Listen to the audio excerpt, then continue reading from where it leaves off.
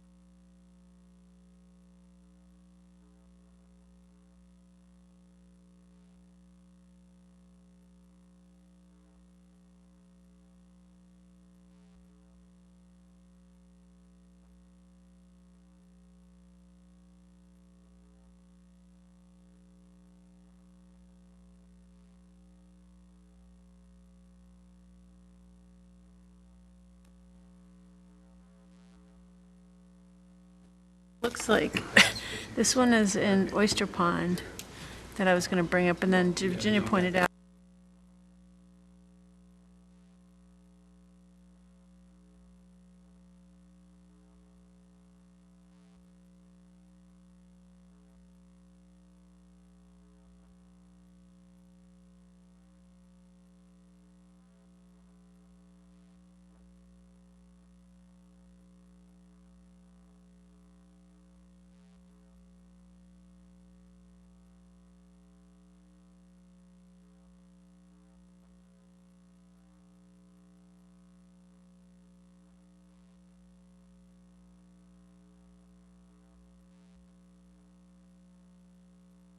Checked out. Yes.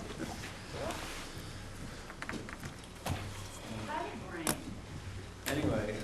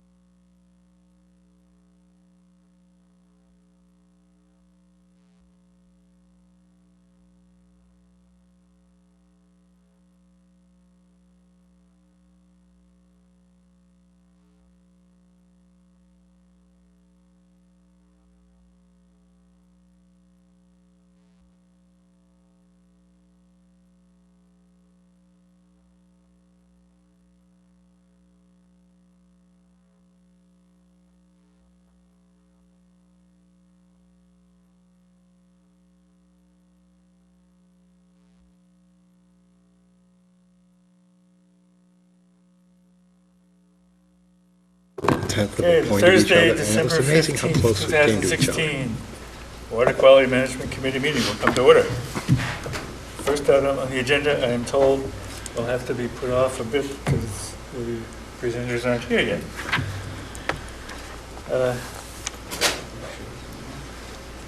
Let's start with D, so I can catch my breath. Okay, fine, okay. D happens to be status of the Cape Cod Commission watershed reports, to be followed by E, which is also mine. All right, so as we last tuned into the Cape Cod Commission's watershed reports, they were here and the committee had given them quite a bit of input. And that was at least 2 months ago, I think.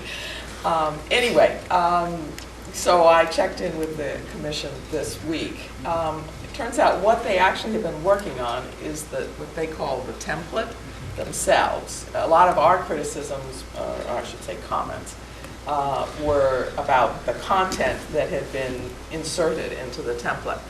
But the next stage in their process is to come to agreement with the Department of Environmental Protection as to the template, as to what kinds of information are to be included. So in a sense, they're actually a step behind where they were when they met with us about 2 months ago. So they have done absolutely nothing about the content of what Falmouth's plans are at this point. They believe that by the end of December, they will have reached agreement with DEP as to the structure of the template. It will now have an introduction, there will be a definition of terms, and there's apparently some sort of appendix, but they didn't say what was in the appendix. In any case, the ball is still in their court. They have done nothing specific to Falmouth that we could comment on at this point. And they think that the template, the structure, will be improved as a result of things we said, but also comments they received across the Cape. So that's the update on that. Okay. Any questions? They were going to meet with SIA, I thought, to get the proper content. Yeah, we use SIA to channel all the various comments that we had. I don't believe there actually was a meeting with them. You just forwarded all that information to them. Right, we prepared a summary document that included preliminary comments that I had synthesized, and then Do you have a microphone? I seem not to have a microphone. So we had synthesized all of our comments into basically a document a document that was forwarded to them. Oh. And the idea was for them to So they've use- got the right information. They've got the documentation. Having it in writing is actually probably more productive than a Right. meeting. And so they're not ready, and the final comment, and this was from Heather McElroy, who was at the meeting with us 2 months ago. She wasn't sure at what time they would actually begin to work on Falmouth-specific comments. And I said, it's your timetable, it's not ours. So that's where we are. Will they forward us their comments or revisions when they do them? Oh, yes. Any other comments or questions, concerns on that? As long as you're at it, how about the status of Boynes Pond Inlet opening permitting? Okay. As far as the inlet, this is a bridge replacement project that's being overseen by the Department of Public Works. Needs public works permits, state permits as a road. They have reached the 50% design stage. That's information number one. And then the second is that in conversations between the engineers and DEP, it's been determined that the submittal, the original submittal with the 50% design, will go at the same time to the Falmouth Conservation Commission and the State Water Quality Permitting Agency, which is called Chapter 91. And so those two, I'm going to call them packages, those two applications are in the final stages of preparation and should be ready for town staff review in January. That's in January is the date that let's call it the final draft, comes to the DPW for review for completeness. And then they will be submitted to the Conservation Commission and the DEP at the same time. The engineering company, which is GHD, also said that it looked like there was quite a backlog on the DEP's part in terms of processing this application. That does not sound encouraging at all. That backlog being something like a year. So we're going to have to look into that when we're really ready. There's no sense pushing until we're ready. And Virginia, it's Peter McConaty who's... Peter McConaty is heading it up, and also Jim McLaughlin, who's the town engineer now. Peter McConaty is now sort of assistant DPW, but Peter is also an engineer. So it's being directed, sort of day-to-day is under the umbrella of the engineers. It's my understanding January is when they're going to go to the Conservation Commission? Well, that was their original hope. Right. It's pushed back a month. My guess is it'll now be February. Okay. All right. Any other comments or questions about Bourne's Pond in the opening? All right. Let me go back to section A here. Status of contract with ScienceWares. I got an email from Jennifer a couple days ago saying that it had been sent over to Frank Duffy's office, which is the last step before it goes to Julian for signature. So as far as we know, it's on track. That would be for 1 year, starting January 1st, for our 20 hours a week from SIA. So as far as we know, it's where it should be, and it'll presumably get executed as soon as Frank Duffy's had a look at it. Status of Mill Pond scope of work. This was sent around very recently because it just came in very recently. I think everyone got a copy of it. It's a draft proposal, and SIA can talk about it. Keeping in mind, this is a project that the East Falmouth Village Association is the prime sponsor of. We met with them, and this is what they wanted to do. So we'll be talking to them about the content of this and how to proceed in funding it. Okay, you all got a copy of it. We had met over the early fall with the East Falmouth Village Association at the library. We talked about Mill Pond. Brian was there, Brian Howes, Roland Samimi, and Amber Unrich, who are the three scientists at SMAS working. Say it again? UNRU. UNRU, thank you. Amber Unruh. UNRU. UNRUH. UN, I'm going to look at it, UNRUH, UNRU. And so after that meeting, Brian offered to provide a scope of work to help understand what needed to be done to take the next steps in addressing some of the issues. So this scope of work includes creating, or I would say substantiating, the bathymetry that may or may not exist for Mill Pond, looking at the flow rates and the residence time of the water, assessing the nitrogen and phosphorus inputs, so a budget for the loading to that pond, and looking at sediment. So we're doing all that science and then wrapping that all up into a report that then explains what the prime drivers of impairment are. And I think from looking at the scope of work and what Brian said at the meeting, the two possibilities are land-derived sources of phosphorus or nitrogen, or benthic derived. And that's a lot of what the science behind the scope of work aims to do, is to try to understand are the sediments contributing so significantly at this point because of anoxia, or is it land derived?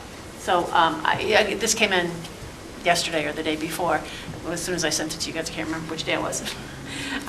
But you know, in reviewing it, it seemed like it did exactly what Brian had mentioned needed to be done to get us to that point. And so the hope was we can review it and then vote on it to agree with it at the next meeting, which will be January 3rd, our first week in January, and then work with the East Falmouth Village Association about funding. That's sort of your department. I had a couple of comments. I thought it was reasonably well-written in my first cast through. Presenting the dichotomy of could the eutrophication be coming from the sediments or whether it was coming from inputs from upstream, there's obviously, there could easily be a flex point here. There could be more nutrients from upstream if there was more water coming from upstream, but we've had 2 years of low rainfall. And so it could be that under those circumstances, there's less flushing, and so the findings would be that there was more nutrients coming from the sediment. A lot's going to depend on what the weather is for next year. So that's just my first comment. The second is, I noticed that there appeared to be a duplication. Task 3 is bathymetry, and Task 6 is also bathymetry. Task 3 says that, and so see, I'm saying that you should clarify that with them before we meet again. Task 3 is going to determine the water residence time, and to do that you have to have the volume of the basin and prepare a adequate bathymetry map if it's not available. That's what it says in Task 3. Now when we get to Task 6, they're going to specifically look at the rooted plants and make a survey, and they're going to do the bathymetry. So somehow that has to be clarified. Right, and I think that what they're saying in that other task is that's where when we're doing the plants, that's when we're going to do the bathymetry.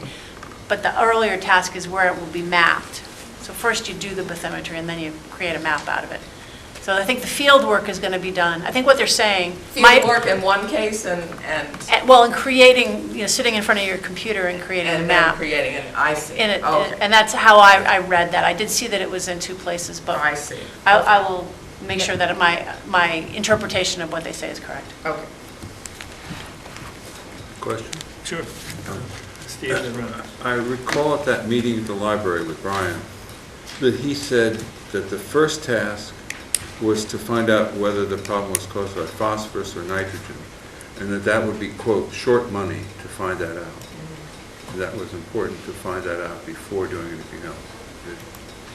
But This may be wishful thinking on my part, but I thought he implied that this was something that he could almost, do in a day on some informal kind of contract or within something else.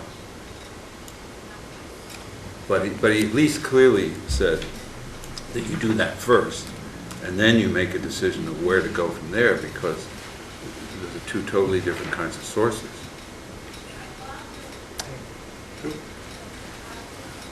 Right, and I think if you look at the scope of work, they're just going up to Task 1, it's nutrient load, NMP. So the first task, or is it the second? Land use loading.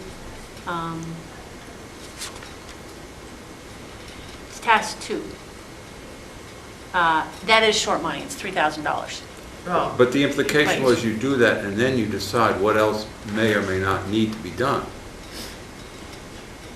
You're right. rather than agreeing to a whole suite of expensive diagnostic procedures when you don't even know whether you have a broken bone or a sore tooth, Right, but I think what he's saying in the scope, my understanding of the scope of work is that understanding the nutrient budgets is one thing, but also understanding the residence time and the other factors are going to help you figure out where the sources are coming from, whether it's nitrogen or phosphorus. I don't think you can just do one quick thing and know if it's nitrogen or phosphorus, but I think that's a really important question to clarify with Brian before the next meeting, so we can be comfortable with, maybe we want to have a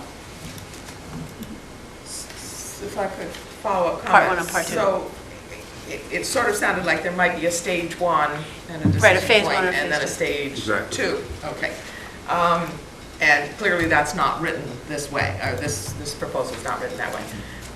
And so it may turn out that these tasks would get reorganized into which task goes into stage 1 and which tasks would be later stages. In terms of financing, if you're going to town meeting for funding, you would presumably go for the whole amount. And then you need to say who's going to decide whether we move from stage 1 to stage 2. So there's an issue there. I think it would be important to go back and review the minutes of that meeting in East Falmouth, because as you mentioned that, I'd forgotten that. He did indicate, for short money, we could look at something, and I can't remember it clearly enough.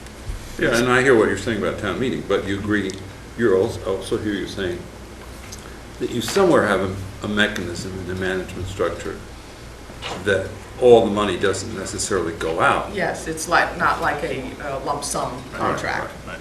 Yes. Hello. Hi. Take time to warm up. Oh, man, it's miserable. Thanks, Eric. I just, first of all, I think that on this, the bathymetric and the plant is that it might be the second part is more like showing where the plants are. Okay, so They clearly are going to do that. do that as part of it, because Yes. it doesn't really get into the bathymetric, although it's in the title of that 6th task. So, yeah, another little technical thing too is that a rhodamine dye that they want to put in the water. It's Yeah. also toxic to oysters, not that, and we do have oysters being planted in Green Pond.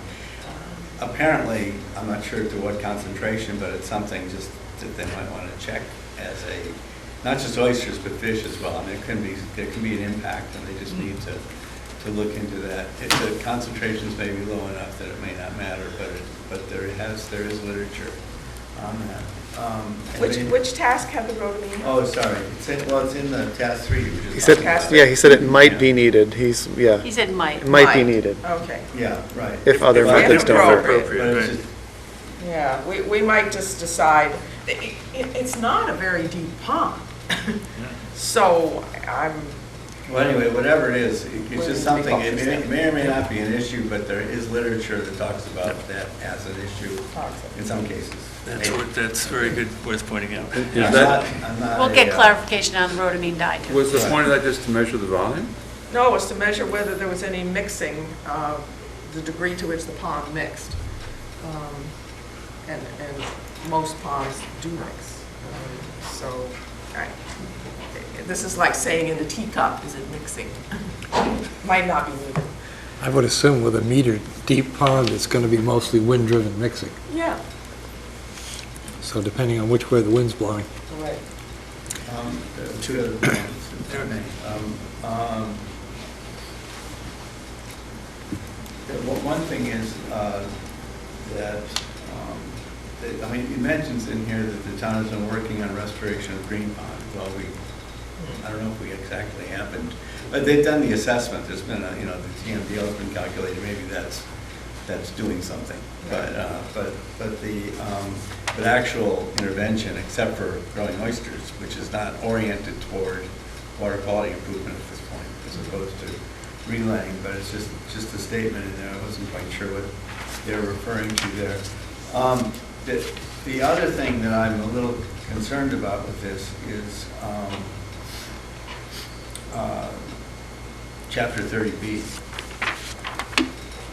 and that this is a $33,000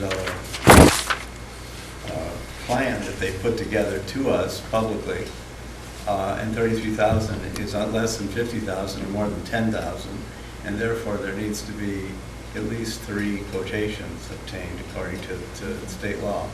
So not only is that possibly an issue, which I don't know, I'm inquiring on to find out about it, just want to be sure, but they also have the team identified in this scope of work, which means it's sort of like a little close if 30B is applicable.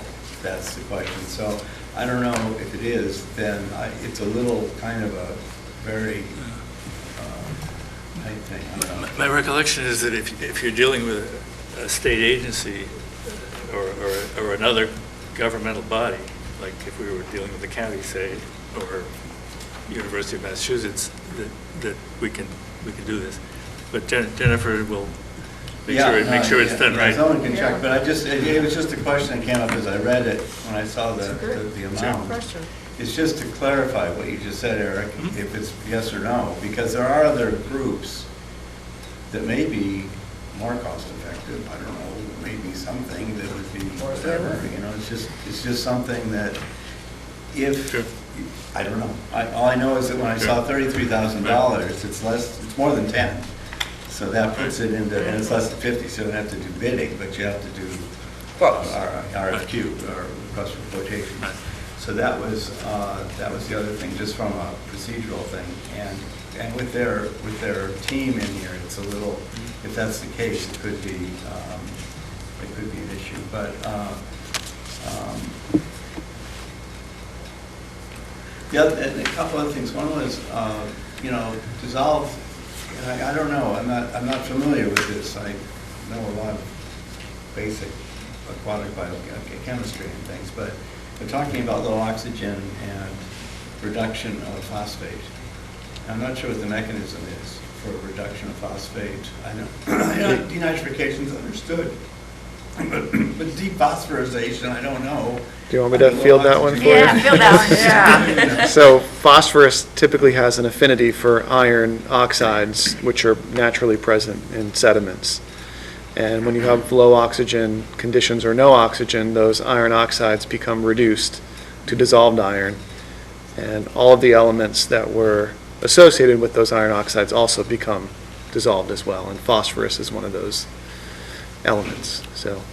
No, I mean, it was talking about reducing phosphate levels, is that right? Oh, reducing them. Yeah, that's, okay. If you look at, it says, actually, what the wording is, you can look at the middle of the second paragraph. It says, dissolved oxygen conditions in pond bottom water and how they control phosphorus levels. Right, so low oxygen would tend to increase the phosphorus efflux from the sediments due to that iron. Okay, so it's a mechanism. different, okay, Yeah. it's more of a dissolve, okay. And I think there was one other thing, but anyway,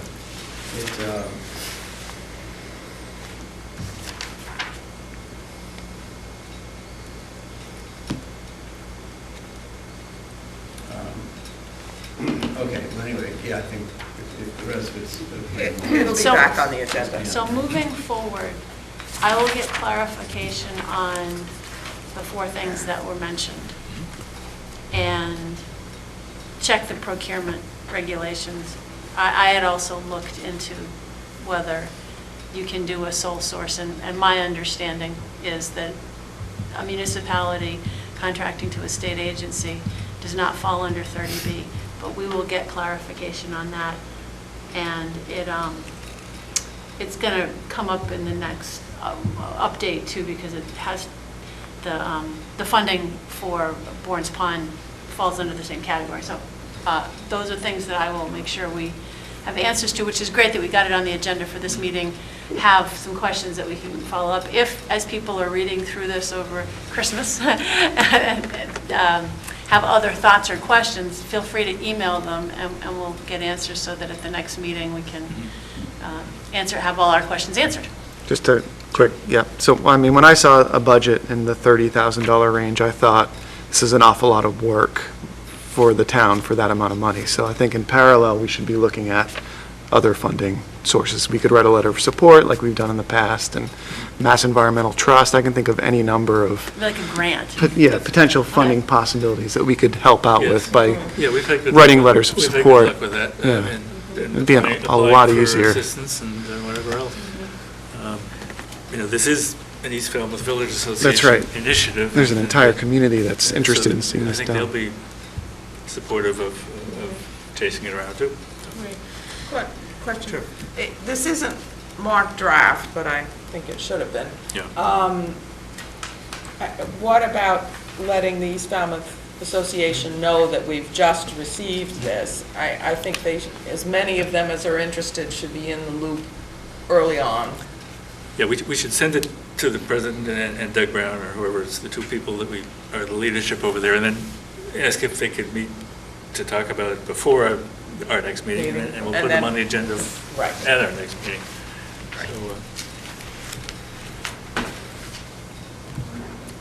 So, anything else to talk about on Mill Pond? Okay. Number C here, status of, oop. Go to one. One is here now. One Good, is okay, here. fine. This is, one being Ken Foreman and John Pekarik, his student, who have a presentation for us on stream nitrogen removal. You have a thumb drive? All right. Okay, I will load you up. Click through it if you want, there's a click, there should be, we have you talk up here. Can we turn down a few lights? There's a, Yeah. Turn you down. ought to be able to Once I go get it. forward and back. Well, you can Back see and the You down. can see what it's. level now.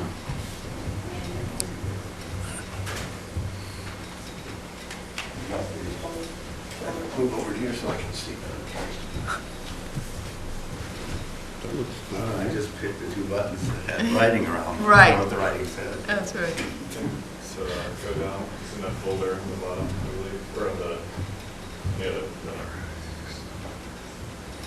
You be careful what you put on your thumb drive, because it's a national TV audience. That's right. What is it called, John's presentation? yeah, that folder there. And then the bottom one. This one? Yes. Good thing he doesn't have the Serbian,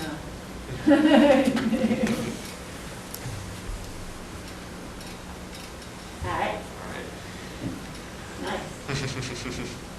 All right, good afternoon. Welcome. My name is John Pekarik. I'm from the University of Chicago, and I was advised with by Ken Foreman on this project. Here to talk about the feasibility of wood chip permeable reactive barriers for large-scale in-stream nitrate removal.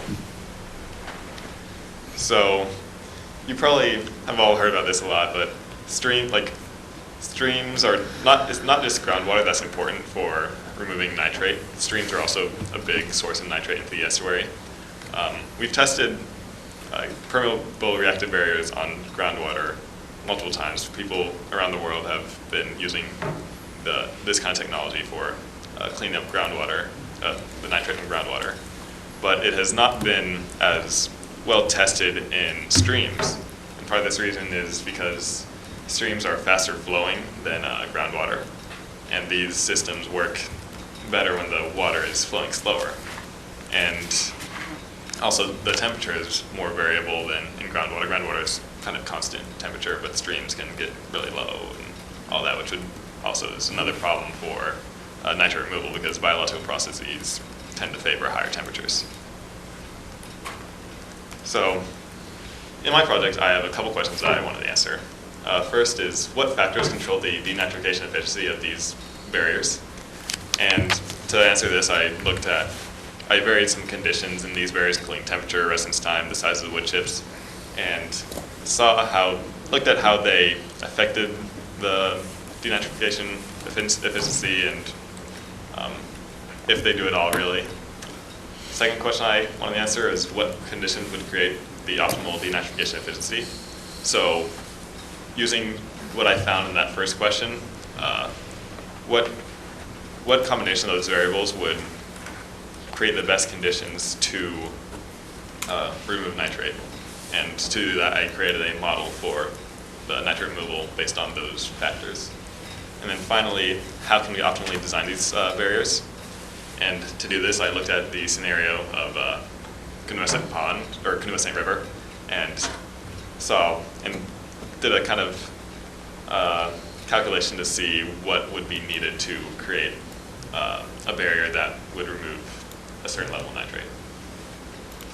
So first thing I'm going to approach is what factors control the denitrification efficiency of these barriers. And I'm sure this is a refresher on how these systems work.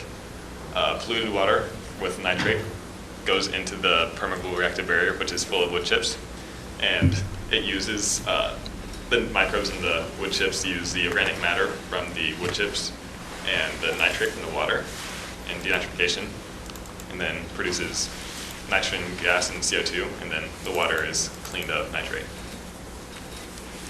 So for my experiment, what I did was I had two different wood chip size fractionations. One was over half an inch, and one was below a quarter of an inch.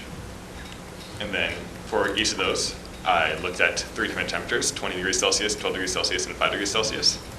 And then for each of those temperatures, I looked at 4 different residence times, which are 1.5 hours, 3 hours, 5.5 hours, 8 hours. And then for each of those, I had 3 replicates, so 3 replicate cores, microcosms. And so all in all, I took 84 samples from doing all the, like this is kind of a tree where each one kind of expands, and creates 84 samples I examined for dissolved oxygen, dissolved inorganic carbon, nitrate, and ammonium. And then plus including the inflow measurement from the inflow barrel that ran into these microcosms that I created. This is the setup that I had. You can see at the bottom there is that blue barrel, that's the inflow. The water goes into a pump, and that pump flows into those PVC pipes at the bottom, and then goes up through the pipes, which are full of wood chips, then out through that tube at the top, and then into those cylinders, so I can measure the flow rate. And then whenever I take samples, I just take some bottles and then put them under each of the tubes and then collect samples that way. We also did a field experiment with the help of Steve. This is one of the pipes that we used for that field experiment out of the water. It's kind of similar to the smaller microcosms, except it has some ports in it as well. You can see the tubes coming out of those. And this is it in the water. It's about 4 feet long, and the previous microcosms were about 50 centimeters long, so this is about 3 times as long. So what we found from the samples were, and one of the first things we found were the dissolved oxygen concentrations. And we saw that it never really, like for most of the conditions, it doesn't get completely anoxic, which is a bit of a problem because we, like denitrification, we're thinking like denitrification needs to be anoxic, so kind of a problem for nitrate removal if you don't have anoxic conditions, which might be still some nitrate removal though, due to nitrogen immobilization by the microbes, which I'll get to later. And then just another graph with the oxygen removed versus the increase in dissolved inorganic carbon. It starts out kind of like the biggest thing to see here is that the slope kind of gets lower as you go to the right, like it kind of stretches out from 1 to 1 to being like 0.5 to 1, because the dissolved oxygen, because it's going from aerobic respiration with the dissolved oxygen, and then as the oxygen is depleted, they have to use the nitrate has to be used to produce carbon dioxide. So here is the big results, the nitrate removed versus residence time. This is just for the large wood chips, and I'll get to why that is in a second. And as you can see, the initial conditions that we looked at, where we had the residence times that only went up to 8.5 hours, we only saw 30% nitrate removal, which we didn't really think was enough. So we did one additional time point for the 20 degrees Celsius, which was at about 22 hours, and that saw about 100% nitrate removal, and it also fit with the trend very well, so that's definitely good. That makes us think that this trend is going to hold for that big gap in the middle too, or at least somewhat well, that big gap in the middle. Now, you can also see that at lower temperature that it's a lot less efficient at lower temperatures. Like at 12 degrees Celsius, you see barely any removal, and 5 degrees is pretty much nothing at all. So if you notice, the vertical axis on the large wood chips goes up to 100%, but then for small wood chips, it only goes up to 50%. So we found that using small wood chips, small wood chips are a lot worse at nitrate removal than large wood chips. Not entirely sure why that is yet. Even when you control for the amount of void volume in the microcosms or the weight of the wood chips, this effect doesn't go away. And it's about half as efficient, really. It's like less than half as efficient. And not really sure why, but it just means that using large wood chips would ideally be the way to go. So now that we have all this information about how temperature and residence time and the wood chip size, just a general kind of rough estimate, how do they affect the nitrate removal, and I'm going to look at what conditions would create optimal denitrification efficiency. And how I'm going to do that is by first creating a model for nitrate removal based on those three things. So this first part is the residence time portion of this equation. It's a logarithmic kind of equation. It's just kind of the general, there's a relationship for the 20 degrees Celsius wood chips with residence time. This is just removing the difference between small and large wood chips. So it's basically I found the relationship between large wood chips and small wood chips for residence time, and then that difference is just what I subtracted here, and I only subtract it if it's small wood chips, and that's why that S is there. It's 1 if it's small wood chips, 0 if it's large wood chips. So if we're using large wood chips, then that just goes away. And then this is a Q10 function. This is from a Q10 function for temperature, and it's unusual because the Q10 coefficient is 15, which is remarkably high. Usually they're like 2 or 3. Not entirely sure why that is, but it fit with the model and everything. So apparently it's what works. So, but yeah, it's just multiplying that whole part of the equation there by this by the temperature equation, and then times 1.3 just to fix it some. It's plotting the regression at first and had it underestimating the removal rate, so multiplying by 1.3 gave us 1 to 1. This is the residuals graph for the actual versus the model. It fits pretty well. It's 0.89 r squared. It's 1-to-1 line plus a small intercept. So there's that, and it's all pretty evenly distributed. There's no visible trend here, which is good for a residual analysis. Could you explain what residuals are? Oh yeah. So what I did here was I plotted the model. On the vertical axis is the model, and the x-axis down there is the actual values I found. And basically, a residuals graph is showing you how the model compares to the actual results. And that means that, basically, with a perfect model that predicts the actual results perfectly, every one of these dots here will fall on this 1-to-1 line. 1-to-1 line. But there's always going to be some variation there, and that's why it's kind of off at some places. But if you take the average of all these and everything, the average of all the variation from all the points, it'll fit that 1-to-1 line.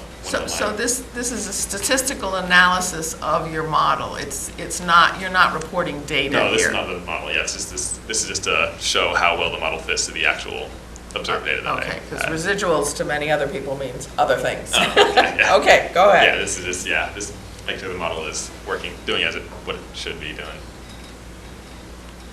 So, from this model, we can find what length of residence time of water in the wood chips you would need in order to get the best nitrate removal rate. And the best nitrate removal rate happens to happen when the percent of nitrate removed is 100%. So as you can see here, we have the 20 degrees Celsius, 16 degrees Celsius, and 12 degrees Celsius plotted. And then where it reaches that top at 100% is where the optimal rate will be. So for 20 degrees Celsius, the optimal residence time will be 18 or 19 hours. For 16 degrees Celsius, it's going to be like about 50-ish, and then for 12, it's going to be around 100. So it's hours, H is hour, okay, I see it. Oh yeah, hours, yeah. Oh yeah, I should put that There's on the no bottom there. H But it's- right on that one. right? Sorry? I'm just looking for the H. Yeah, I forgot to put that on there, but yes, it's hours. This is plotted by hours. That one has the H, there we go. Yes, there we go. And then, so with the help of Steve, we did the field experiment, and we weren't expecting that much. We weren't expecting really any removal just because it's so cold out. It was, the last time we sampled the water was 4.5 degrees Celsius, which would mean pretty much no to very little removal, which is what we found. It's kind of just noise here at this point. We have residence time at the bottom, nitrate removal at the top, and there's really no trend. Maybe a slight upward one if you can maybe fit that to that, but it wouldn't be much of a fit at all, which is good. That fits with our model. So the field experiment and the lab experiment correspond with each other well. So, my last question, how can we optimally design these barriers? And this, I looked at the Coonamessett River. And so I did some calculations here. So the average dry weight of the wood chips in the microcosms that I made was 78 grams. And then the average water volume that I drained out at the end, so that's just the amount of water that these containers hold, is 465 milliliters. The equation for residence time is volume over flow rate, and the volume of water over flow rate. And so what I did was I took 78 grams over the liters, gets that number, and then you can find the mass of wood chips that you need for a certain residence time and a certain flow rate by doing residence time times flow rate times that number, and that equals mass of wood chips that you need. So for the Coonamessett River, the flow rate is about 1 million liters per hour.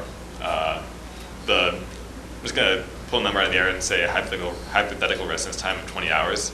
That would give us the optimum nitrate removal rate if the temperature were about 19 degrees Celsius.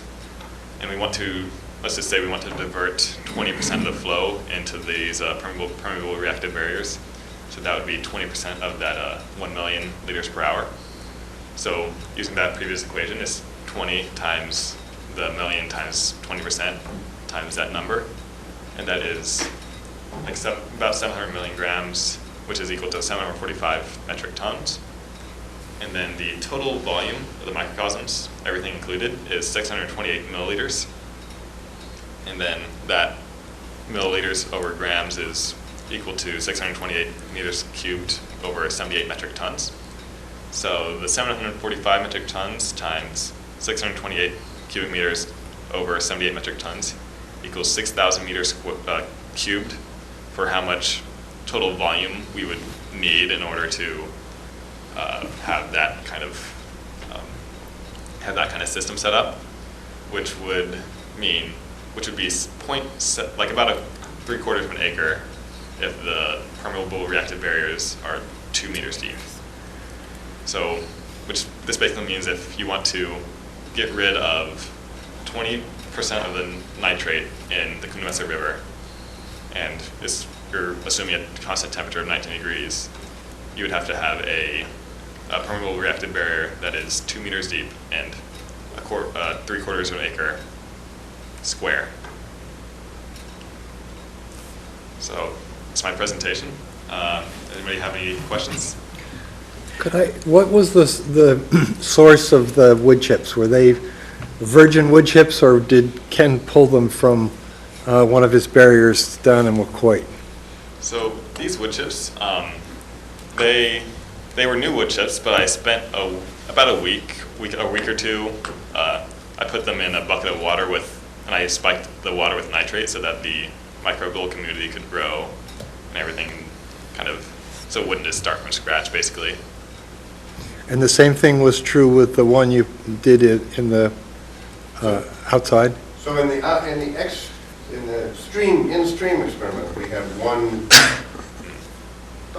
pipe filled with old wood chips and one with new. But the lab experiment was all new. And that's, those were kiln-dried lumber that was chipped up. It wasn't, so probably less full of resins and organic material, you know, than if you took contractors' wood chips made from trees, which would probably be more effective. Okay. It's possible that the kiln kills some things, Well, or that's why denatures them.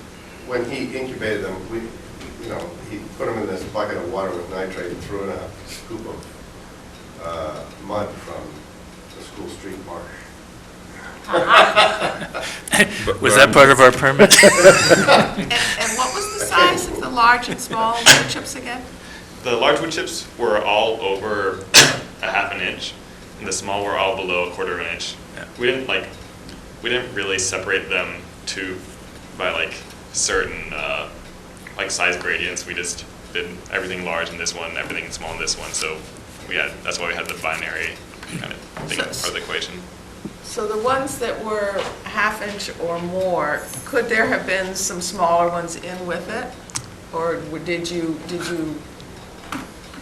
you somehow sift it? So Yeah. it was sieved. Yeah, It was sieved, Yeah, I so sieved they them, were, all of them were at least 1.5. Yeah. Steve, then Ron? Did you try plotting the efficacy versus temperature? Efficacy proofs. That the Well, you can sort of see it. You Yeah. can make up a graph in your head from that one that you just went past. Yeah, that was But- this part, the efficacy versus temperature is like so that's kind of what that green equation up there, that one kind of works with. Like it's a Q10 function, which kind of, I'm too old to see Yeah, that. it's, But if you go to that one, you can see that, of course, it's getting faster as you go across the top from right to left. yeah. But I'm curious if there was a mechanism for pushing the temperature above 20 degrees C. There's an optimum point at some point, right? I mean, Yeah. Obviously, if it was 3,000 degrees, that wouldn't Yeah. work too well. So there's somewhere, there's a maximum. Yeah. Do you have any idea where that would be? It'd probably be above anywhere that is reasonable. Like it's probably above like anywhere that we can kind of assume that the stream would like be, like stream would constantly be like, No, I'm just saying if there was an artificial means of raising it. oh yeah. I'm not sure. The function that I used in the model, that green one, it just basically keeps increasing as the temperature goes up. So it just pretty much increases to infinity. But yeah, there should be some optimum point. I just haven't raised temperature high enough to find that. Well, most Ron? biological processes, somewhere around 30. If you're going to speak, you ought to be speaking to the microphone so Okay. that the nationwide TV audience can hear you.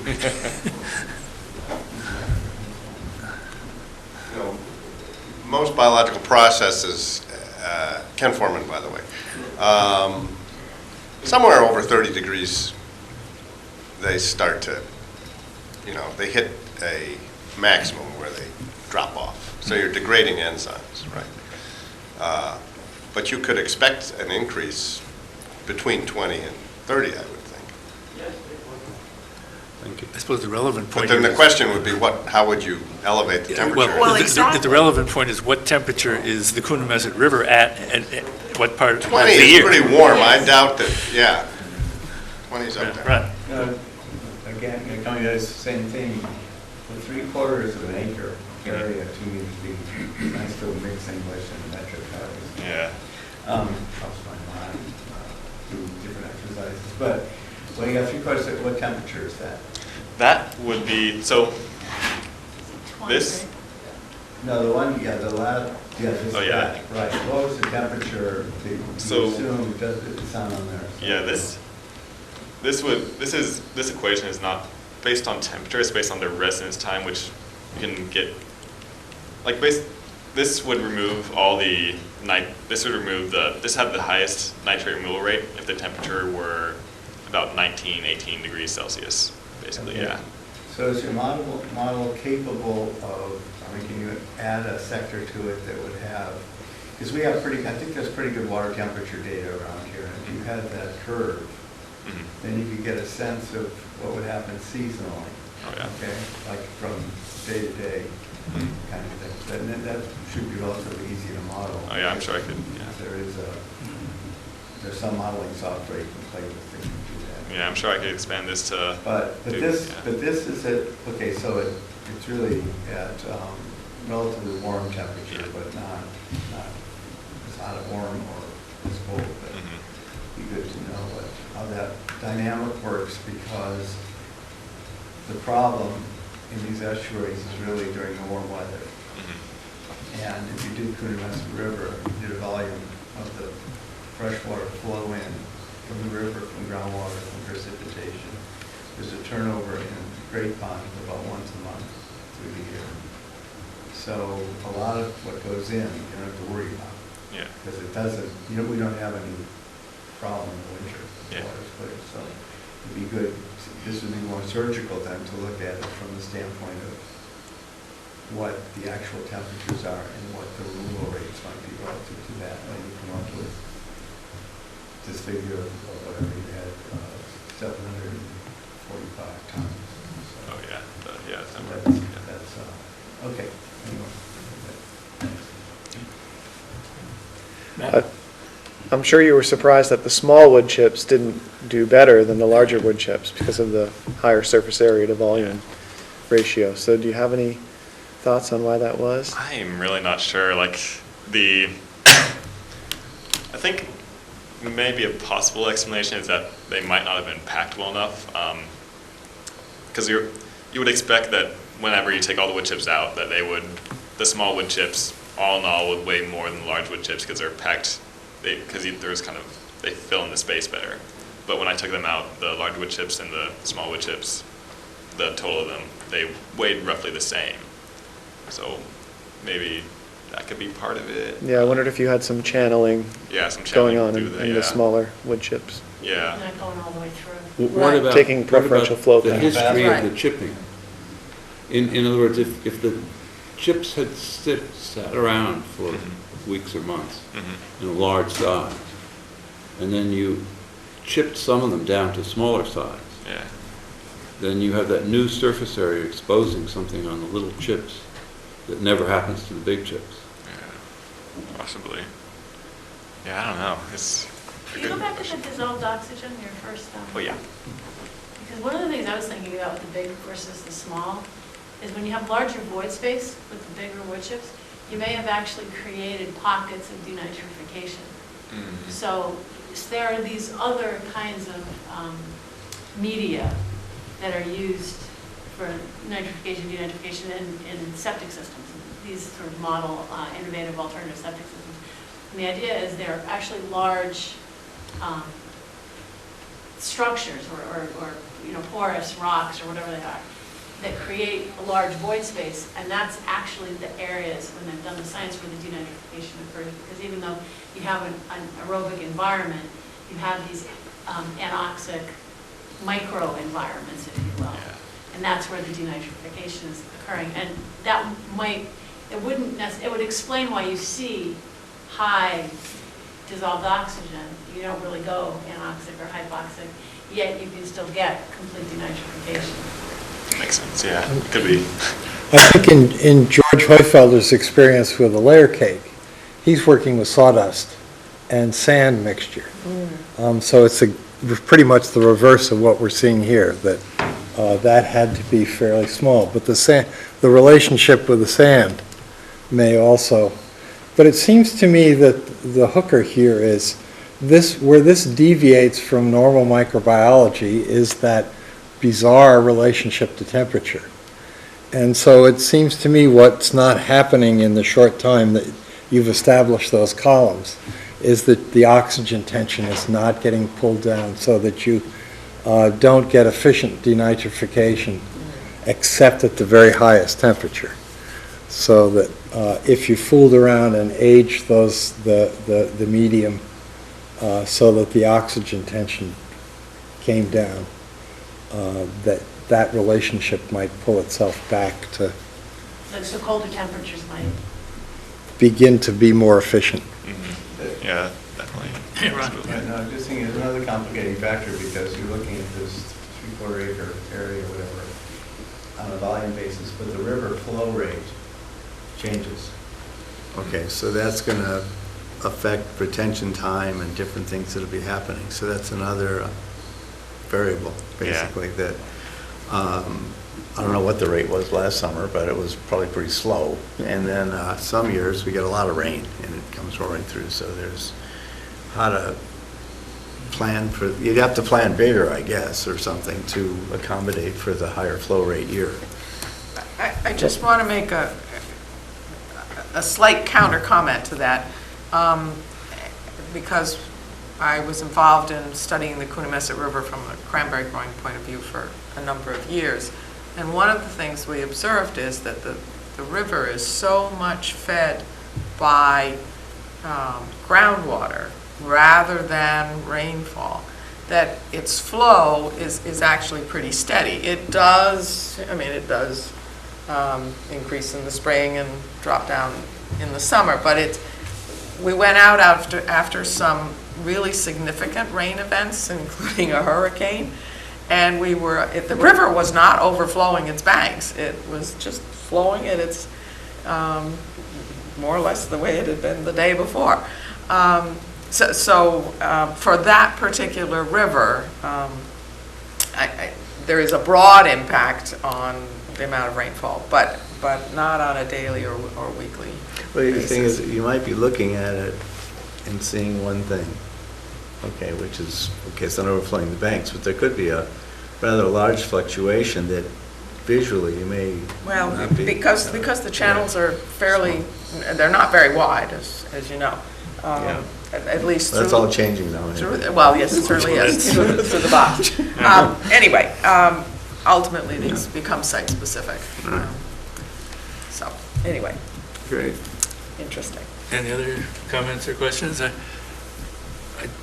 I am the least scientific-minded of anybody at this table, and all those numbers eluded me, but the direction you're going with this is really helpful to this town, because we're looking at a $600 million problem here. Yeah. And trying to find alternatives to that. And this is one of the more far-out possibilities. Frankly, no one has been thinking about it except the town of Falmouth and you. Yeah. So we're very appreciative of you moving this along. Yeah, might be doing some more work in this during the summer, you never know. Good. I would hope so. Good. I think these are quite promising results. I mean, Steve, wouldn't you agree? We have the stream nitrogen working group has got to have a meeting now and dig into this. Well, I think we owe John and Ken a round of applause. That's right. Yes. And we got a very good deal for our appropriation. I That's our think it's very $1,000, encouraging. yes, we got it. Yeah, can I just add one thing? Yeah, because it was so cold when we did this, the in-stream measurements, I think, didn't give us a whole lot of additional information. But what we did discover is how to do the experiment. And there were a lot of little nuances and engineering tweaks that were required in order to make it work successfully. And I think we're now poised to be able to do that in-stream experiment over the summer, pretty successfly and see, including manipulating things like the residence time, because we have the pumps. Steve designed us a great pump system. We even have little dials that have numbers on them so we can control that. We discovered there's not a whole lot of nitrate in that stream, so we have to actually spike the flow and add a little bit of extra nitrate to the microcosms. To the stream at Cedar Well, Lake. yes, Right. right. Okay. Not the Coonamessett Not the River. Coonamessett, no, Good. but if we want to, so we're adding small, I think we were adding a milliliter, and was it What were a the minute? final concentrations? Yes. 0.03 micromolar to the flow into the microcosms to get that bumped up to about 150 micromolar. Okay. But an aside that's relevant to us is that all these experiments aside, the measurement of nitrogen in that stream in November or December is way less Yeah. than in the MEP documents. This is Cedar Lake, You know, like, yes. and did, then when we measured them, when we went out and took the samples. Well, I recall that when we did that, we weren't really prepared, so I believe we took like a discarded Coke bottle by the side of the road to collect the sample, which we rinsed a few times, and so who knows how good that measurement was, and I don't know if we measured it at that spot where we have installed the, Right. But there were The MEP table values from the MEP But the report. MEP had table, a And they year's probably worth didn't of use data. Coke Uh-huh. Well, we measured it a couple times in the stream, and it came down to be about 8 or 10 micromolar. Which is milligrams per liter. Times three. In milligrams per liter, that's about 1/7 of a milligram per liter. 7, 1/7 to 1/10 of a milligram per liter. 0.7. 0.7. 0.7 to 0.1 to 0.1. 0.7? 0.1 to 0.14, is it? Okay, so that's 0.14. half as much. I just know what the reported value is. Yeah. In the MEP report, it's 0.3 milligrams per liter. Yeah. That's still pretty low, Right. frankly. And What the is it Coonamessett in the is Coonamessett? 0.8 Yeah. milligrams per liter. Yeah, so that's So- more like 50 micromolar. Yeah, so the concentrations in the Coonamessett are significantly different than in. Hmm. And the reason is, it's going through, as I recall, a wetland system. Oh, the stream that we, Yeah. yeah. In Cedar Lake. Yeah, it goes Yes. through a wetland system, Right, it goes absolutely. through a wetland system. You mean before it gets to Cedar Lake? The other thing Before is- it gets to Cedar Lake. The other thing fish ladder. that we noticed, there's a lot of leaf pack, because of course, all the leaves are falling off the trees in the stream, and they're all starting to decompose and give off soluble organic matter, so there may be some significant in-stream denitrification as a result of that. And if I understand John's point correctly, are you arguing that the microbial community might adapt to cooler temperatures if it was given time? And then you might get under, so if you had a length of time when that microbial community was exposed to high nitrate and low temperature and low DO, you might get more And you efficient. haven't given the microcosm in those columns very long to establish No. themselves. And then once they're established, they might be able to handle the cold better. But Ken, did you ever measure the concentration in Cedar Lake? No, we didn't. Because I walked It was cold along. out there. I don't blame you. I walked up there and saw the stream going from Cedar Lake down to Yeah. the fish ladder. And if that stream is removing any substantial amount of nitrogen, we should study the heck out of that stream because it's doing it Well, that's- amazingly fast. Yeah, For no they money. do that. There are in-stream processes. You do see, that's pretty well documented, that there's significant removal. But it's not as though it's meandering through a wetland. Well, It's like a canal. It's a rushing stream. Yeah, It takes, the residence time in that stream is from Cedar Lake to the fish Well, we ladder can- is under 5 minutes easily. you think so? I bet it's longer than 5 minutes. No, Did you walk the full length from the fish ladder? no, but Yeah, but Steve's point is, it's pretty brief. it's pretty brief. Oh, okay. You'd have to walk fast to keep up with the water, just Yeah. to go from one place to the other. So lots of intriguing things to pursue next year. Yes, yes, come back when it's Come warm. back next year and I'm going to grab a copy. version 2. Right. We owe this fellow at least. Thank you. Yes. Let me put in a plug for the rest of the students, because there'll be a lot of talk tomorrow. Yes. It's on our agenda. It's on our agenda. Starting at 1:30 tomorrow, tomorrow being Friday, December 16th, at the Lilly Auditorium. Well, yeah, the whole Some thing of them starts start at at the beginning in the morning. 8. Yeah, well, we've been looking at our stuff. Your looked at the session, ones right. that- Mostly So in the another afternoon. talk that might be of interest is John Hayes, who's from a competing university on the north side of Chicago called Northwestern is going to talk about greenhouse gas emissions from the wastewater treatment facility. So you might be interested in that. And we have some studies on Little Pond also. Some of the students did. Okay. So for the nationwide TV audience that might want to come, this is This going to would be in Woods Hole tomorrow. At the Lilly Auditorium, starting around 8 at the Marine Biological Lab in Woods Hole. Right. Very good. And it's free. Snacks are provided. Thank you very much. Thank you. Thank you for the invitation. Thank you. Find you. Okay, status of Article 21, Boone's Pond monitoring. I want to download this, so can you take up one of the? Okay, we'll take up, No, no. I have it, all right. Number You F. feel that back? I need to download. Oh, you want to download the talk? Yes, for some reason it's not showing up. Who made it? She can do that. We'll give them a second here. Sorry, just a second. Oh, no, just if you need help finding it, I can. Yeah, I'm looking for it. Actually, the town TV audience hears this. That will be open. Right. Well, yes. You're right, tomorrow night's when we Oh, broadcast this. yes. That's right, we're not live, never mind. That's right. Should be They'll know what they missed. on this PC.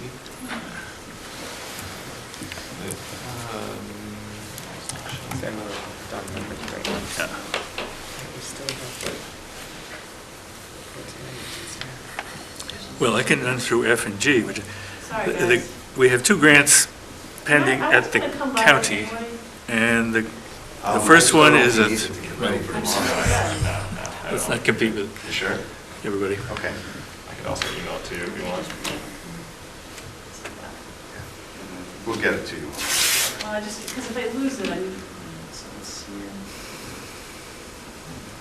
I know you're.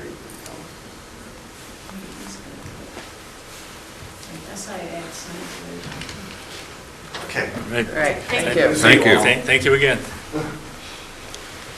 All right, status of the grant from the county for our 3-year monitoring of the south coastal estuaries in West Falmouth Harbor. That was something that this committee approved a while ago. It went to the selectmen and they approved it. It went to the county and they have approved that one. The commissioners have agreed to it and as far as I know, they've executed it. Which one, the It would the be South F. Coast? F, the 3-year monitoring This south is coast. $25,000 per year for 3 years. Okay. And G, which is the status of the grant from the county for our Phase 2 West Falmouth Harbor Shoreline Project. We've approved it in Falmouth, submitted it to the county. They have not yet voted it by the county commissioners. They've recently started a new process of, before they vote everything, they send it off to their county council to take a look at. So that added a week to the process. So we've been in touch with the county council, and if he has any questions, he knows where to find us. So I think they will presumably take it up That was, next week. it was taken up the first time on November 30th, Yeah. and then they were to follow up on the 7th of December. And then they didn't, wasn't on the agenda, it wasn't on the agenda yesterday. Right. So I don't know what's happened to it. When county council is done with it, they'll take it up. Yeah, That's yeah. what I've been told. So it was, again, yeah, anyway, there was some discussion about, But they're having quite an uproar over there with new commissioners shortly coming in and people resigning and. yeah, well, one of the commissioners raised the point that how can we be giving out these grants when the cost of living adjustment is not being applied? I'm And sure they were all saying kinds of that was one of the points things are that being came up. raised. Yeah, it was just But- something, but anyway. Let's see. Report of members and staff. But before we get to that, since, did our planning board member leave? He just Yes. Darn. Well, I'll point out that he was here, and I'll point out that the planning board has finalized their accessory apartment bylaw draft that they intend to submit to the town meeting. And I presume it's available on their website. But they're done with their work on it, and they're going to ship it off to the town meeting and see what the town meeting thinks. Well, it usually takes them a couple of tries, so. Yes. Yes, yes. Have you seen it? No, Oh, no. so we don't know the relevance to our planning. We saw an earlier version, but I know they've tweaked it since then, and I don't know what they've done. Should we put it on January's agenda? Talk about it? Well, let's get a copy and send it Yeah, around, okay. see if it's any different than what we saw, and if it is, maybe we'll want to think about it. I was going to give an update on the Bourne's Pond. Oh, that's right, that's the one we hadn't got. We hadn't. Article 29, Bourne's Pond, go. Yeah, so this is the authorization from town meeting for the $60,000 for monitoring a shellfish project, the demonstration in Bourne's Pond, and providing additional staff support is under the authority of the town manager and the Division of Marine and Environmental Services. And the MES has reached out to SMAST and requested a scope of work for doing that monitoring. So that's in process. Okay. Comments, questions? Okay. Reports of members and staff. I know Ron has I have one, but, something. well, I have one that's, yeah. I picked up on our discussion, I guess a couple weeks ago, about the Charlestown, Rhode Island experience, particularly with regard to innovative and alternative denitrifying septic system, et cetera. And I had a few questions. But if you look at their website, actually, if you drill down a lot, you can find an amazing amount of information about what they're doing and how they've gone about it. And you did circulate their chapter, whatever it was, 220 or something, that has the rather convoluted description of a lot of legalese in a way, which you would appreciate, Eric. Oh, I don't appreciate it, but I Or you understand might. Anyway, so I sent an email a couple weeks ago and didn't get a response, and then I heard that the wastewater superintendent, Matt Dowling, wanted to talk with me about the questions I raised. And so I went through it, and what they have done is they've converted, what they had there basically was about 5,000 cesspools in the town. And now they've converted, it's from the website, 4,229 of them to like Title V type things, of which they've got some varieties. There are about almost 600 IA systems there, which is quite a number for one town. And they're in this zone near the estuaries, okay, basically, as we've discussed. There's still about 18 cesspools and there's 6 composting toilets that are there, okay, so they've done this stuff. And so the criterion for upgrading, particularly to an IA system, was they've got this critical resource area that they've defined. You can see it on the maps. And then they have the chapter 210. They also provide grants, loans, at a 2% interest rate for 10 years up to $25,000, which is probably similar in payback, a lot shorter to our county's program of 5% at 20 years. I didn't do the numbering on that, but whatever it is. So that was something. $25,000? What? Up to to. 25,000. Wow. Up to, yeah.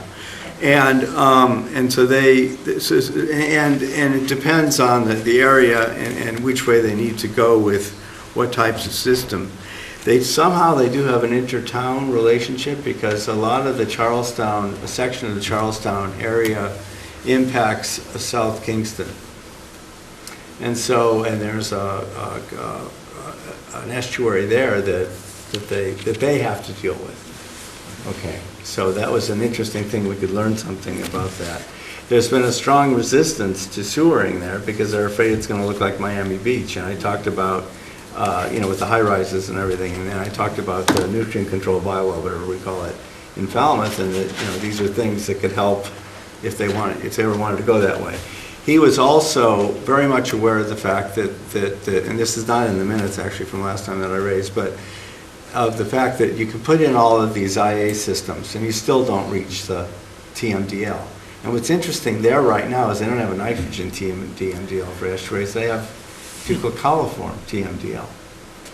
Really? Yeah, that's what they're operating under. And so it's sort of they haven't done the same type of thing. So it's a slightly different approach, and it's a different kind of an indicator. But there is this this aspect going on. And then he talked about some specific, it's called a pressurized shallow narrow drain field, which is different than the others. And it will reduce the nitrogen from 33 to 53% they're finding by putting this on to the system, whereas we're assuming, a drop from like 26 to the wastewater coefficient, about 23 milligrams per liter nitrogen coming out. Well, if they do this, they can take it from 10% up to 33 by just the leach field design, which was developed, I've forgotten now where it was done. A fellow by the name of Holden and a team worked this out in 2014. But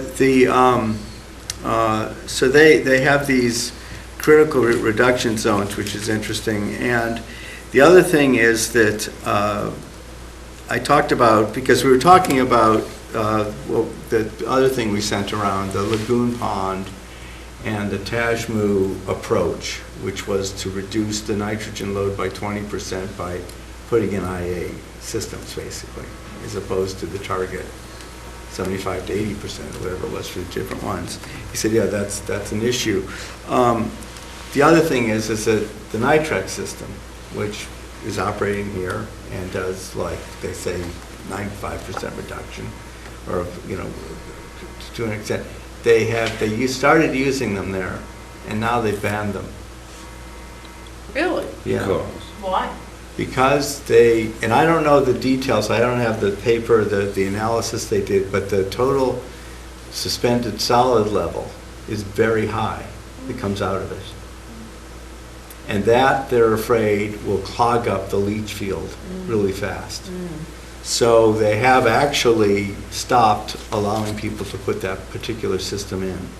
And so that was it's the first I've ever heard of anything like that, but this is what he reported. I don't know the basis of the figures and how quick and how the analysis was done there. And then there's another thing. So, I mean, in a way, the way they've worked out their bylaw and got things done is something that we could learn from in a way, kind of do it here in a way. And then in terms of the nutrient control bylaw kind of thing, they haven't done that. I don't know how that works in Rhode Island exactly, but it's something that he was suddenly interested in for whatever reason in terms of development and control of development, regardless of sewers, whatever it might be. And the other thing is that people there, it's kind of like they've had the same experience with the shellfish option as they did in Pompanesett. This whole pushback, by the residents there, whereas here are kind of working with the communities and working with the neighbors, and it has a different response here.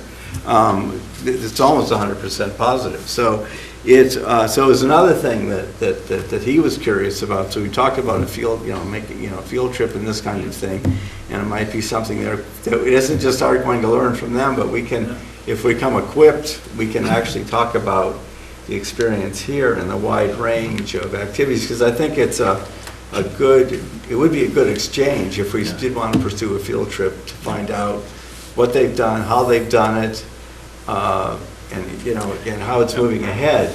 Now, whether they can achieve the outcome they need with what they're doing, I think that he has doubts at this point. So that's why suddenly the shellfish thing became a piece or a part of it, among other things that could be looked into. But it was, but I called him. I thought I'd take like 5 minutes of his time, and we just went on for like 2 hours. I mean, it was just sort of like back and forth. So it was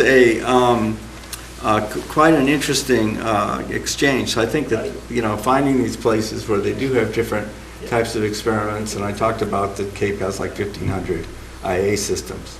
Good. And he said, that's all?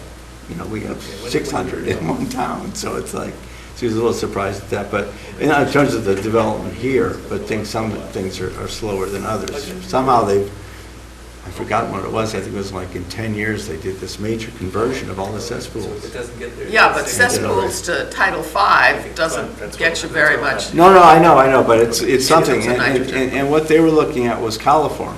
coming out. Right, Okay. which from a Board of Health point of view, Yeah. sometimes has more clout. Coliform was the rationale for Title V in the first place. That's right. It Yeah. had nothing to do with nitrogen, it was all about coliform. Right.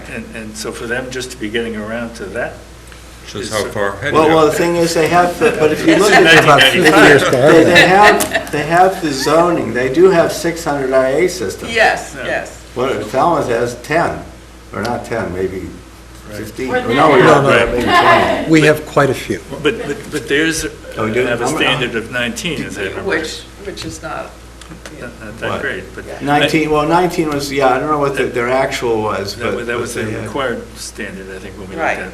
But I have to say, I'm really glad you did this, because we've been talking about getting together with them and having a conversation with them, and Yeah. we should, I think you're right, we should meet up, maybe down there, or maybe up here, or maybe in Newport, or whatever's convenient for everybody, and really spend some time with them, because you're right, they're doing what we're trying to do.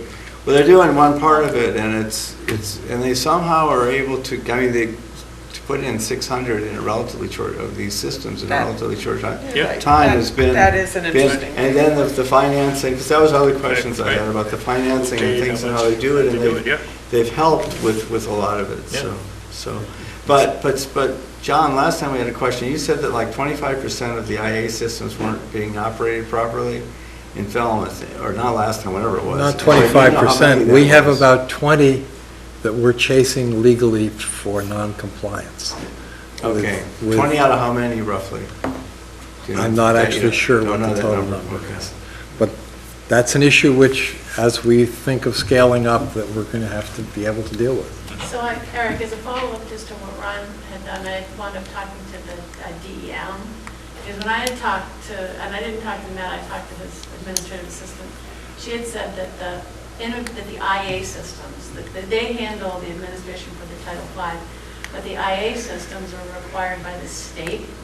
And so in that critical environmental concern area, the salt pond area that's mapped, so they get permits from DEM, not from the town, for the IA systems. And so I was just trying to figure out how the state managed. They've got 600 Yeah. in Charleston, and then they've got, another few thousand in other, in that whole area, because there are two environmental areas.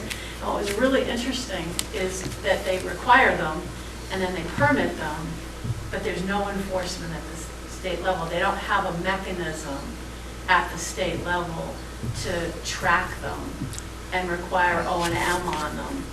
So Well, that I thought was very interesting. Yeah, that won't happen in And- No, Massachusetts. they require once a year monitor. Yeah. So there. that's what I was going to ask you, Yeah, Ron, yeah. when you talked to them about in Charleston, the IA systems, they're doing an annual lab, Inspection. but do they require actual testing? I think it is. Well, there's, the. And I didn't get that impression, they have to be inspected, but they're not actually tested for their nitrogen removal efficacy. And I'm pretty sure about that because Charleston, the reason we started hearing about Charleston, they got a really good grant to start doing the monitoring. Just recently? Yes, Charleston got a SNAP Right. grant Right. to start monitoring all these IA systems for the nitrogen removal. So it'd be interesting also to go see them to talk about how their grant is going. Well, it's just getting started. That's why it took him several days to get back to me in order to get contact, because he was immersed in getting it moving, because they'd just gotten it, so. Sure. But but anyway, so it is, it's interesting. I wasn't sure, so roughly 12% of their septic systems are IA, so it's Wow. it's a pretty, Hold down. anyway, it's 12%. It's not, it's not 100% or close, and they haven't targeted that yet, but it may be coming, depending, because they do have the targets. This is really useful. I think we will redouble our efforts to get together with them. Yeah, you might, I mean, he was quite interested and Good. fascinated with what we've been doing. Good. As well, as I talked about the PRBs and the inlet widening and just a whole range of things, and so Great. he was interested in that. Steve? Yeah, I also want to thank Ron for starting this conversation because it's really important to us. But the thing that was most interesting to me was this suspended solids. First, the question, are they saying that the suspended solids coming out of the Nitrex are greater than what goes into a typical Title V? Apparently, it's significantly higher than what goes in, yeah, because So then all you have to do is put the septic tank downstream of it. Put another, well, or You put. pretend it's a house, No, but you have. Okay. right? I mean, in principle, Well, technically, you probably right? need another septic tank, because you've got to have the septic Exactly. tank for the. Yeah, so you need a yeah, settling well, whatever base it after. is. But it might be too fine to settle out as much as. But the that's why I solids asked, come him, out. is it worse than what comes out of a house into a Title V? I set it up on purpose to trap you. Yeah, well, that was, thank you, Steve. You didn't. Because Okay, I would tell you that I gentlemen. know. But what was coming out was particulates and suspended solids that they were, it was high enough level so they were concerned, and therefore. But what I'm saying is, perhaps somebody should talk to George, and this is Nitrex's PO system, right? Yeah. So he must have a rebuttal to that. George, I think, has looked at this. There's an initial short period of time where you get organics coming out of the Nitrex system, but it drops off fairly quickly in George's experience. So that's... Well, he's been very closely tied in with George, so I don't know if they've raised this with him or not, but he knows George, he knows about the center, and he's really impressed with him and with the work they do, so, I don't know. Okay, we have lots to learn from Rhode Island. Well, it's a two-way street. There's a lot that It's goes. No mutual. question. Yeah. So I think that, yeah. Everybody got a copy of the minutes? First of all, any other reports from everybody Yeah, else? just Oh, yeah, the next aquaculture meeting has been delayed until the 20th. That contract has gone to Science Wares. And Zia, I think it will be at our next meeting on Tuesday to sort of update the committee on what the next steps will be. Okay. Was it this past summer or the summer before when they first thought of this, doing this? It was a This year is, ago. no, it came out of town meeting, Right. spring town meeting. Springtime meeting, all right. That was it. So it's- Less than a year. it's warp speed. Minutes, everybody got a copy? Any additions or corrections? Well, I mean, there are a couple things they're talking about, the grant application to the county, you know, I don't know how it was changed, if it was changed based on the comments, because I didn't get it, but the minutes don't reflect the idea that in thinking about IAs, as I mentioned earlier, that if we need to look at the watershed and figure out, let's say that, you know, to what degree we could go with IAs and what that would do, even if we went for the targeted 12 milligrams per liter of nitrogen outflow, would that be enough in an area to reach a TMDL? I mean, how many would it take, as opposed to kind of a patchwork thing of putting a few in here and testing them, but finding out, how close can we get? And if we can't get very close, what else can be done or to try and meet that? So it's sort of it seemed it was looking at things too much in isolation from what I remember reading, and it didn't really have a watershed point, because it may be that, like with Tashmoo and Lagoon Pond and the Vineyard, they're still going to be short by 80% or whatever it was, because they're only dropping at 20% out of a target of 75 to 80. So, Well, that kind of do you have I think Ron has a good point. In fact, it's very close to Oyster Pond.